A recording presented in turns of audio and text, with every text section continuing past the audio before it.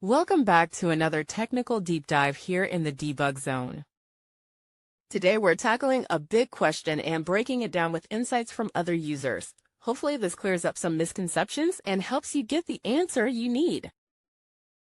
So buckle up, stay a little curious, and let's jump right in.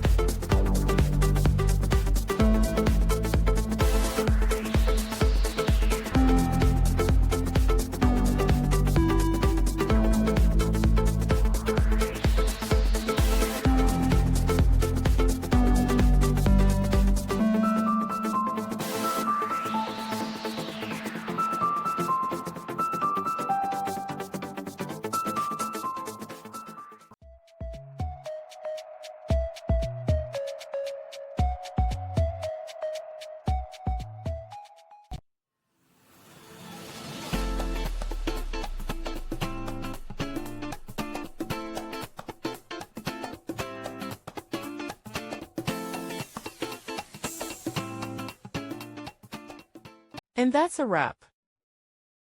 I hope you found the answer you were looking for. If you did, take a second to hit that subscribe button. It really helps out. And let me know in the comments which solution worked best for you. See you next time in the debug zone.